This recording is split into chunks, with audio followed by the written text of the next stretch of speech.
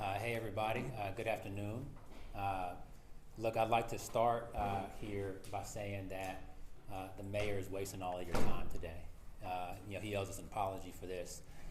This is, a huge nothing burger that is meant to distract from the mayor's failed leadership on fiscal responsibility at the city. It's something that's been a concern of mine personally, but not only me, but many concerned Houstonians, city employees, and city stakeholders. And I think very importantly, the national ratings agencies that have started to take a negative outlook on Houston because of the bloated spending and debt the city has taken on with no plan to offset that with revenue. It's something that we've been public about, but it's also something that others have taken notice of, and it's a big problem. And that's what the mayor's trying to distract from today. But listen,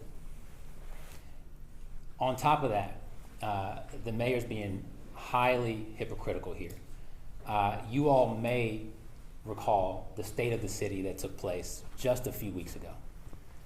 This is a dinner, a lunch, that the mayor attends, where tickets are sold, where there is sponsorship from a who's who of city vendors, 70 plus was our count, and it's put on by Houston First, an organization with a spending budget of upwards of $150 million and leadership that is chosen directly by the mayor. Now, we're not saying anything's wrong with the state of the city. What we're saying is the mayor's being hypocritical by pointing out that sponsors for a conference are going to be attending and that they're going to be supporting an organization with their sponsorship. Beyond that, the mayor's office of special events, headquartered right downstairs. You think of any major event that goes on at this city, and they seek sponsorship. We're going to give you a couple of copies of documents today that on the mayor's office of special events website, they say none of these events would be able to take place without the generosity of our sponsors. And it's great that we have sponsors for July 4th. It's great that we have sponsors for Thanksgiving, right? But we also know that the mayor makes decisions about major contracts in this city. And so it's highly hypocritical for him to waste your time with this sort of baseless accusation today. But let me take a step back here and talk about the organization that this is helping. Bank on Houston is a nonprofit that's meant to address issues around banking equity in our city. Bank on Houston is an affiliate of a national program that was started roughly 16 years ago in 18 cities across this country. That includes like Bank on San Francisco, Bank on St. Louis, Bank on Washington, D.C. And it was started under City Controller Anise Parker here in the city of Houston. The program continued under the leadership of Controller Ronald Green. It continued under the leadership of Controller Chris Brown. And under my leadership, not only did we say that we would continue it, but we want to seek to expand it because it helps a lot of people. From the beginning, this program, which is an independent 501c3 effort, but it's always been housed in the controller's office, has been funded by the generosity of partners across Houston. Many of them have been banking partners, some of them who do business with the city, some of them who don't. A small minority have been other corporations that are not finance related. But it's a program that has continued in this manner for years, and there's no issue with it. Now, I want to talk about the issue that this is addressing, banking equity. The city of Houston had had an equity study that was done by the Baker Institute, by the Kinder Institute just a couple of years ago. It looked at equity from a number of different lenses, one of which was banking equity. Banking equity, the score that we got as a city in that independent study by the Kinder Institute, we got a score of 1 out of 100 on banking equity, the worst possible score that you could get. Why did we get such a terrible score on banking equity in the city of Houston? Well, number one, the city of Houston has an unbanked rate. This is individuals and households that don't have access to a single bank account in their home. We have an unbanked rate that's double the national average. And particularly amongst the Hispanic and Latino community here in the city of Houston, that number is more than 5 times the national average. And so when I became controller, I said not only should we continue the Bank on Houston program, but we have to expand the scale and the magnitude of the Bank on Houston program if we're going to impact the city of Houston in the way that we see fit. Right now, today, or with the latest data available, in the Houston areas that goes beyond the city's borders, but the greater Houston area, upwards of 500,000 families and individuals do not have a single bank account. And when you're talking about paying bills, when you're talking about building creditworthiness, which we could talk about at the city for a little bit here, when we're talking about avoiding things like check cashing fees and loan sharks and payday loans, having access to a bank account is a foundational thing that Houstonians should have, that all Texans and Americans should have, and that's what the Bank on Houston program seeks to represent. We're proud of the fact that upwards of 40 banking partners across Houston have ensured that there are low-cost, low-fee bank accounts available to all Houstonians. It's something that we're very, very proud of. But with the statistic I mentioned earlier about the remaining unbanked households, we have to do more, and the Bank on Houston program is primed to do more, and I remain committed to that. Now let's talk about the investor conference. Now we've already noted that the state of the city, right, had 70 plus sponsors that were a who's who of Houston vendors, that it was put on by Houston First, a local government corporation whose leadership is determined by the mayor. We already know that. Let's talk about this investor conference. This is a conference that has taken place 9 years running. This was going to be the 9th annual event. It's a platform for the city to talk about the future, to talk about major projects that are taking place, to talk about great things like environmental sustainability and new energy business opportunities that are available in Houston. But it's not just the city of Houston that's involved, because we've continued to invest in making sure that folks across the region are able to have this same platform that they otherwise wouldn't have. We're talking about smaller cities like Missouri City and Sugar Land. We're talking about the neighboring counties of Harris, Fort Bend, Montgomery, etc. We even bring in folks from Arlington and North Texas, right, who might not have an opportunity to get in front of public finance professionals, but who in this case get an opportunity to tell their story. That also includes HISD and other school districts in the area. And so we're proud of the investor conference. And in order to get some kind of political shot in here, the mayor is not only, it seems like, attempting to cut off the opportunity for the city to put a better foot forward than it has as we've run up debt, run up expenses, and painted a negative financial picture for those who are watching us. But he's also taken away the opportunity for these smaller cities, counties, and school districts to take a part in what's been a highly anticipated event. One more thing on the state of the city, just because I know he mentioned something about dinner with the controller. Now, I'm proud to support many nonprofit endeavors well beyond this. You can go back and look at me chairing luncheons or speaking at dinners, and or saying I'll have coffee with you if you in an auction if you give this nonprofit if you win that auction item, right? I've supported these nonprofits throughout, but Bank on Houston is especially important. Going back to state of the city, because we're talking about VIP, private, whatever. There is specifically a VIP reception at State of the City, which specifically has a VIP reception sponsor, right? And it's fine that takes place. Again, we're not painting State of the City as some big negative thing. What we're pointing out is the extreme hypocrisy here. Now, finally, this is offensive for a number of reasons. The pay-to-play was mentioned. SEC rules were mentioned.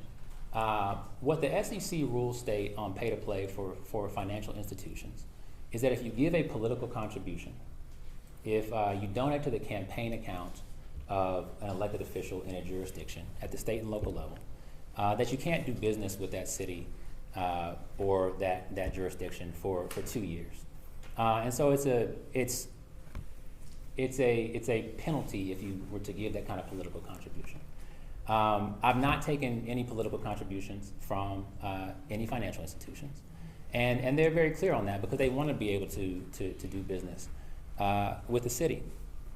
But let's talk about the walking conflict of interest that is the current mayor of the city of Houston.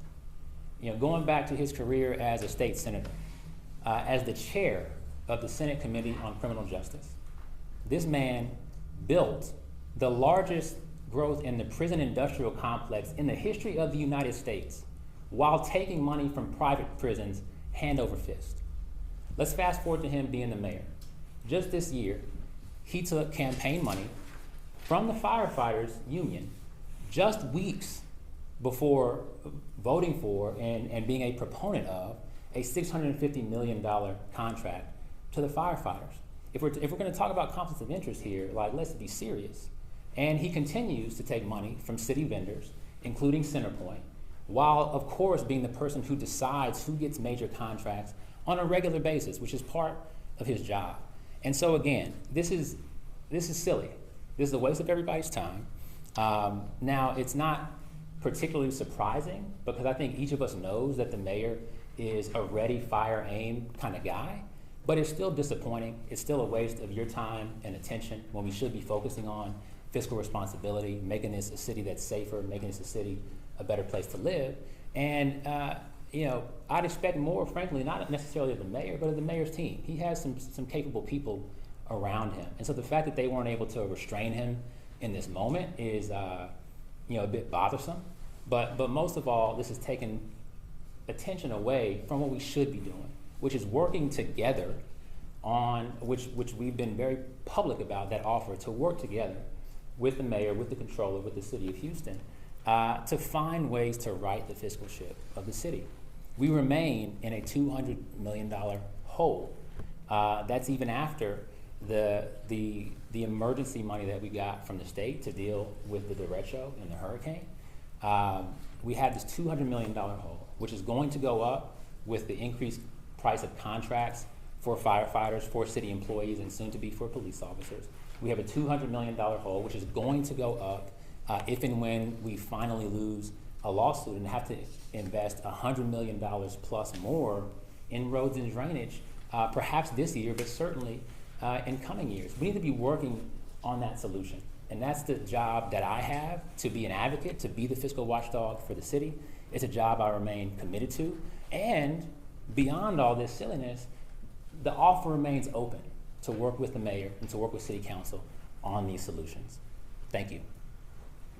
Can you talk to us about the event itself, the investor conference, and the sponsorship paperwork that we've seen that remains on the city's website today, saying that if you do pay up to $100,000 for that private dinner with you, with those funds going to Ford Houston, can you talk to us about that? Sure. Again, every conference, and going back to State of the City as an example, has sponsorship, and something comes with sponsorship besides a pat on the back. And then in this one, we tried to say, hey, you can put goodies in the goodie bag, you can have your name on the reception, and I'll even go to dinner with you. I'm happy to go to dinner with somebody to support a nonprofit that's doing incredible work to help Houstonians who are in the most need. Again, the people who don't have bank accounts are the folks who need the most support, who oftentimes their paychecks are lower than everybody else's, and they're paying check cashing fees. They need more support when it comes to becoming a first-time home buyer, but because they don't have banking relationships, they don't have any kind of credit rating, right? And so we're trying to help these folks, and I'm happy to go to dinner with anybody, any of you in this room, if you'll support this effort. And I'll continue to be supportive of this nonprofit, and I'll continue to be supportive of numerous other nonprofit and civic organizations across the city. Do you have any connection with the nonprofit? Do I have any relationship? Are you on the board of the nonprofit? Have you worked closely with the nonprofit aside from just? Or do you help decide who gets the money from the nonprofit? I think that's what Whitmire has been saying. Sure. So we're passing out some documents that you can see what the nonprofit is all about.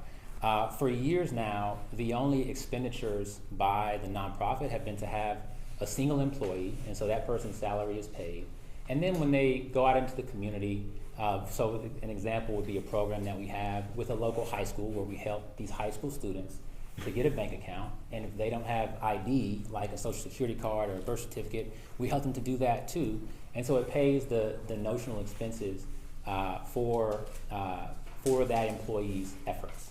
Now, what you'll see in these documents is that we want to expand that dramatically because we still have, despite 16 years of effort by Bank on Houston, a massive issue with banking equity in the city of Houston. The question was, do I sit on the board? The question was, Do you help decide where that money goes? The question was, do I sit on the board? And the answer is no. Do you help decide where the funds go in that nonprofit? That's what the mayor is saying. The board governs the nonprofit. So you don't have any input onto who gets any of these nonprofit funds? The board governs the nonprofit. I'm not on the board.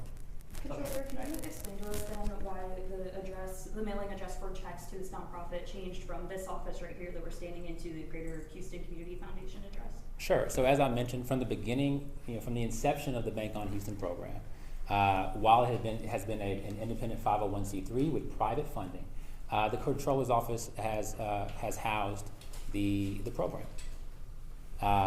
That's it. And so when I say house the program, I mean that the employee who worked for the nonprofit would have have office space in the controller's office, and so on. And so while that employee was here, the address said Badby. That's where the employee worked. And but when questions started to arise, we said let's make sure that people know that this is going to the Greater Houston Community Foundation. If you want to check on the viability and variability and the reputation of the Greater Houston Community Foundation, please do. Please do. They do fantastic work supporting nonprofits across this entire city. And so we just said, look, to remove any potential confusion, the address will be the Greater Houston Community Foundation. Can you explain to folks who may not understand what the investor conference is? I think most Houstonians might not have any idea, me right here included. What is an investors conference, and what's the value of the contracts that you award? So what is this about, and then how much money are you guys responsible for awarding in terms of contracts? Sure. So the investor conference, I tried to lay it out in my comments, but it's an opportunity to share what's going on, largely in terms of known projects, but also a broader vision for the city, for places like the Houston airport. But we've also opened that up to make sure that other cities, other counties, school districts can do the same thing. So they're talking to public finance professionals about what's going on in their areas. Sorry, I really don't understand. That's why I'm asking. So is this like if the city wants to issue bonds, they need somebody to do that, or you need to hire someone to help with pension plans, bonds, any kind of financial instrument that the city needs done? So you're awarding those contracts? I don't award any contracts, just so you're aware. The mayor and city council award contracts. Now, in terms of bond issuance for the city, there's a financial working group that chooses who the bankers are that will do important bond work for the city. That financial group is chaired by the mayor. The controller's office sits on it. The financial working group gets together to make these decisions. I have never once attended a meeting of the financial working group. To my knowledge, the mayor has never once attended a meeting of the financial working group. Our staff get together and make those decisions in their professional capacities. And anytime a recommendation has come to me, then we said, yeah, go on ahead. And I imagine that the mayor makes the same decision. And so again, any kind of potential allegation of impropriety is incredibly misplaced here. Did you seek an opinion from the city attorney as to whether there was any impropriety here? We continue to follow standard practice that this office has followed for years. But I asked you if you asked the city attorney for whether, this. No, I did not go to the city attorney and say, hey, city attorney, we've been doing this for 16 years. Can I do it still? No, I did not do that. Okay, let me ask you this. So you're telling us that someone who agreed to be the sponsor, paid $100,000, have dinner with you, would not have a competitive advantage in convincing you to support them as a vendor for the city? Again, I'm not even in the room when these decisions are made by the financial working group. I've never once attended a meeting of the financial working group. Why not? Because I trust my professional staff to do that job. I've also never been in the room, besides the firefighters, when we handed them 5,000 checks for the $650 million settlement. I've never been in a room when paychecks go out. I trust my staff to do that. I've never been in a room when a vendor gets its check for the great work that they do for the city. I trust my staff to do that. And so, we are doing great work here in the controller's office. We have a small team that should be larger. I'm proud of the efforts and the competence of my professional staff, and I'll continue to entrust them to do their jobs every single day. Chris, you have extensive experience in the corporate world. If you're not a decision maker, why would a corporation spend $100,000 to sponsor this out of the good of their heart? All of these institutions, for one, have been partners of this program for years, number one. Number two, you look at their other efforts, and you can see banks who have $100 million community wealth building efforts in Houston, in particular neighborhoods, in particular areas. This is part, and we're glad that they have a giving model that supports these efforts that are particularly around wealth building, around closing equity gaps in banking, and in people getting their financial foot forward, and we continue to applaud them for doing that. So even if you move forward, I just want to be direct here. Have you at all ever made any recommendations as to where funds from Houston Forward should go towards? Houston Forward, as you can see in these documents, is an organization that has been kind of newly set up to make sure that Bank on Houston is truly independent. From what I'm aware, the only check ever written by Houston Forward was to another 501c3 partner to pay the salary of the Bank on Houston employee. So the answer is no, you've not made a recommendation. The answer is no. We know that the mayor has said that this is going to be referred to an ethics committee. He didn't answer the question when we asked him if this could be referred to law enforcement. Have you heard about any investigations against you or your office regarding this? The first that we heard of the mayor's baseless allegations was at his press conference earlier today. And are there any plans at this point to make any changes with the upcoming conference, or are you moving forward as planned?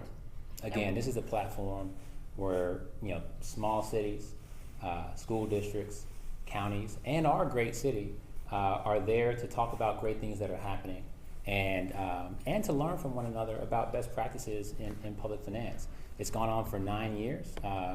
From what I'm aware, it's been great, highly attended, highly anticipated, and so we're going to continue the conference. And just one last question. We saw your name as one of the sponsors. I was confused by that. What does that mean? That means that my wife and I are donating to the nonprofit directly. I put my money where my mouth is, quite literally, and so we're making a contribution to support the work of Bank on Houston, and we encourage others to do the same. And a question from. Yeah, Controller, I had a quick question. I spoke to an ethicist today about this, and basically what he was concerned about with the private dinner especially is you have a lot of people paying a lot of money to have basically this private dinner that could open up the doors to lobbying, and those conversations are obviously like going to be happening behind closed doors and everything, but I was curious if you had a response to that. So any financial institution that's reached out to my office that's asked to meet with me, we've done it right here on this floor where you're standing. We have not turned down a single meeting. So this year, I've spent more time than I would like to, frankly, talking to banking executives and leaders from these financial institutions. And oftentimes I learn a little bit in those meetings. So anyone who would have dinner with me next week is not someone who's already or their team has met with me here in the office. We just thought it was a nice thing to do that hopefully could get someone attracted to giving a meaningful contribution to this nonprofit that's doing fantastic work. Well, One what's question for the illicit, Houston Mayor. sponsorships this year? Apparently in the past, it's not been done before. Why did you decide to do it? This has been a ticketed and sponsors event for as long as I'm aware. Yes. So there have been previous years where $100,000 sponsorships have been solicited? I did not say that. I said it's been a ticketed and sponsored event for as long as I'm aware. Well, so what does that mean, sponsored event? That means we ask for sponsorship. You know, not we, because I wasn't here. That means that the controller's office has asked for sponsorship for the event in the past. So what Just was- like okay. for as long as I can remember, the State of the City has been a sponsored event where an organization 100% controlled by the mayor asked for sponsorship. Yes. Last question. The mayor did ask city employees and sponsors to not attend the event. Have any sponsors revoked their contributions? Not that I'm aware of. It's really sad that he did that. Again, this is a long-running event where we can go and talk plainly about major projects coming up in the city, major developments in our economy. Our keynote was by the president and CEO of the Greater Houston Partnership. So this is putting the city and these other small cities and counties and school districts on a great platform, and so we want to continue that effort. I'm not aware of any cancellations to date. Thanks. Any Thanks very concerns much. that law enforcement may get involved? None. Thanks. Any questions, please reserve